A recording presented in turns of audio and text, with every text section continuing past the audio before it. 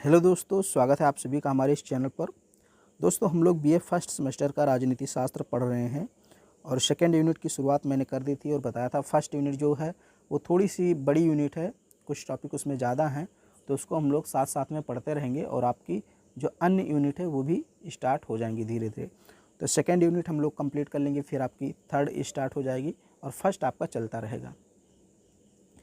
तो second unit में हम लोगों ने पहला टॉपिक पढ़ना शुरू किया था जिसमें हम लोग संवैधानिक विकास के चरण पढ़ रहे थे, स्टेजेस ऑफ कॉन्स्टिट्यूशनल डेवलपमेंट। आपने अपने सिलेबस में देखा होगा, ये पहला टॉपिक है सेकेंड यूनिट का।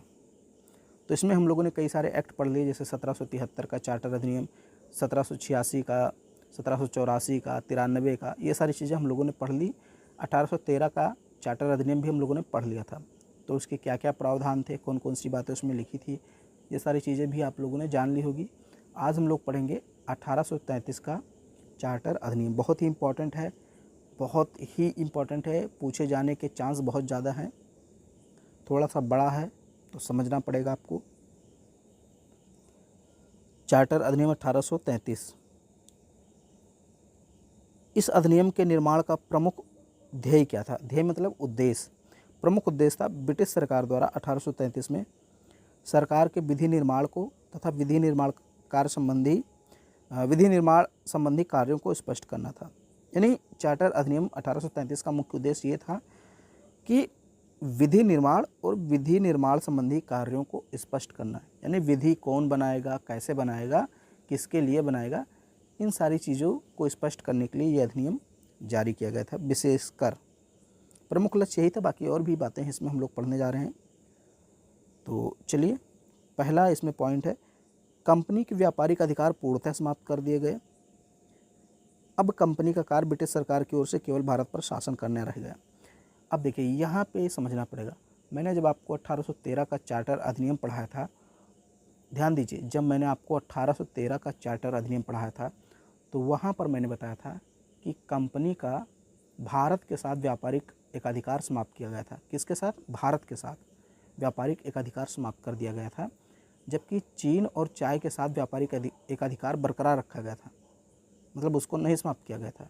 चीन और चाय के साथ व्यापारिक एकाधिकार ईस्ट इंडिया कंपनी का बरकरार रखा गया, लेकिन इस एक्ट के तहत वह भी समाप्त कर दिया गया। यानी पूरी तरीके से ईस्ट इंडिया कंपनी का व्यापारिक एकाधिकार समाप्त कर दिया गया और ब्रिटेन की जो अन्य कंपनियां थी उनको भी भारत में व्यापार करने के लिए भेजा जाने लगा।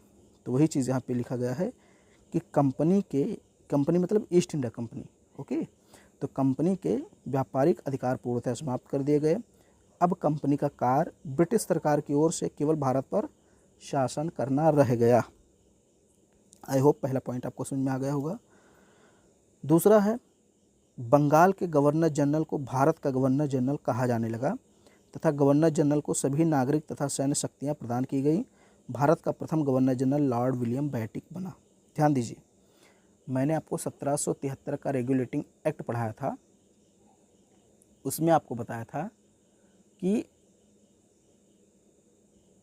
जो बंगाल का गवर्नर था उसको बंगाल का गवर्नर जनरल बना दिया गया था। किस एक्ट के तहत? 1773 के एक्ट के तहत। जो 1773 में एक्ट आया था उसमें बंगाल के गवर्नर को बंगाल का गवर्नर जनरल कहा जाने लगा था और पहला बंगाल का गवर्नर जनरल बना था वॉरेन हेस्टिंग्स, तो वो बंगाल का गवर्नर जनरल था। अब यहाँ क्या कहा गया है कि बंगाल के गवर्नर जनरल को भारत का गवर्नर जनरल कहा जाने लगा और गवर्नर जनरल कौन था पहला? Lord William Bentinck. ये चीज़ आपको याद रखना है कि बंगाल का गवर्नर कौन था, बंगाल का गवर्नर जनरल कौन था और भारत का गवर्नर जनरल कौन था। आगे हम लोग पढ़ेंगे वाइसराय, भारत का वाइसराय, तो उसको भी हम लोग ध्यान में रखेंगे। तो ये सारी चीज़ें पढ़ते रहिए आप लोग। और उसको शक्तियाँ भी दे दी गई, गवर्नर जनरल को सभी नागरिक और सैन्य शक्तियाँ प्रदान कर दी गई। फिर मद्रास और बम्बई के गवर्नर को विधायिका शक्ति से वंचित कर दिया गया। अब देखिए, यहाँ मैंने आपको बताया था कि इसका प्रमुख उद्देश्य क्या था? विधि निर्माण और विधि निर्माण संबंधी कार्यों को स्पष्ट करना था। तो वही चीज़ मैं यहाँ अब आपको बता रहा हूँ कि मद्रास और बम्बई के गवर्नर को विधायिका शक्ति से वंचित कर दिया गया। बंगाल के गवर्नर जनरल को भारत के गवर्नर जनरल को पूरे ब्रिटिश भारत में विधि निर्माण का एकाधिकार प्रदान किया गया।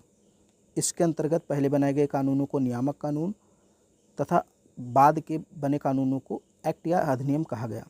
अब ये समझ लीजिए क्या है। जैसे पहले था कि मद्रास का गवर्नर अपना कानून बनाता था, बम्बई का गवर्नर अपना अलग कानून बनाता था और बंगाल का जो गवर्नर था वो अपना अलग कानून बनाता था। लेकिन अब ये कह दिया गया कि मद्रास और बम्बई के गवर्नर जो थे वो अपने लिए कानून नहीं बना पाएंगे। अब उनके लिए कानून भी कौन बनाएगा? भारत का गवर्नर। यानी भारत के गवर्नर जनरल को यह शक्ति दे दी गई कि वह पूरे ब्रिटिश भारत में, यानी जहाँ जहाँ भारत में ब्रिटिश शासन है उन पूरे क्षेत्रों के लिए भारत का गवर्नर जनरल ही कानून बनाएगा, विधि बनाएगा। तो इस प्रकार से यहाँ ये हुआ कि मद्रास और बम्बई के गवर्नर जनरल की जो कानून बनाने की शक्ति थी उसको छीन लिया गया और पहले जो कानून बनाए गए थे उनको नियामक कानून कहा गया, बाद में जो कानून बने उनको एक्ट या अधिनियम कहा गया। फिर है, अभी तक गवर्नर जनरल की कार्यकारिणी में 3 सदस्य होते थे। मैंने आपको 1784 का जब पिट्स इंडिया एक्ट बताया था तो उसमें बताया था जो गवर्नर जनरल था उसके परिषद की सदस्यों की संख्या 4 से घटाकर 3 कर दी गई थी। तो अब पहले 3 थे, अब यहाँ 3 से बढ़ाकर 4 कर दिया गया और विधि सदस्य के रूप में 14 सदस्य शामिल किया गया। तो इस चीज़ को याद रखिएगा।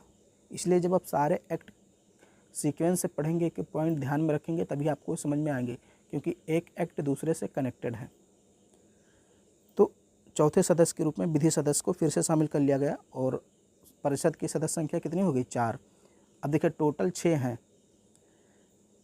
परिषद में कितने हैं? 4 और एक गवर्नर जनरल, भारत का गवर्नर जनरल 5 और एक सेनापति यानी कमांडर इन चीफ। तो 6 सदस्य टोटल हो गए कार्यपालिका में। अगर सेनापति को निकाल दें तो 5, 4 सदस्य और एक भारत का गवर्नर जनरल।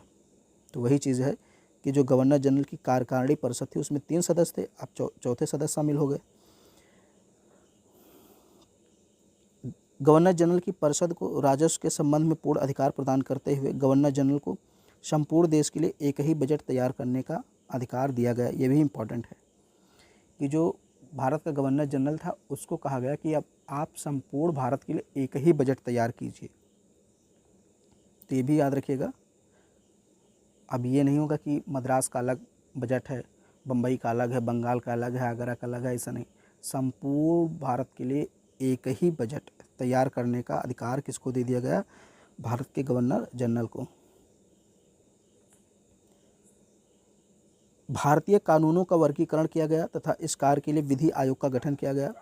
लॉर्ड मैकाले की अध्यक्षता में प्रथम विधि आयोग का गठन किया गया। तो पहला विधि सदस्य यही था, जो चौथा सदस्य शामिल हुआ था वो लॉर्ड मैकाले ही था और इसी के अध्यक्षता में प्रथम विधि आयोग का गठन किया गया। अब ये इम्पॉर्टेंट है, इस एक्ट के तहत सिविल सेवकों के चयन के लिए खुली प्रतियोगिता आयोजन करने का प्रयास किया गया। खुली प्रतियोगिता मतलब परीक्षाओं के माध्यम से, जैसे आज यूपीएससी की परीक्षा होती है, एसएससी सीजीएल की होती है, इस तरह से परीक्षाएं कराने का प्रयास किया गया और इससे सिविल सेवकों की भर्ती कराने का प्रयास किया गया।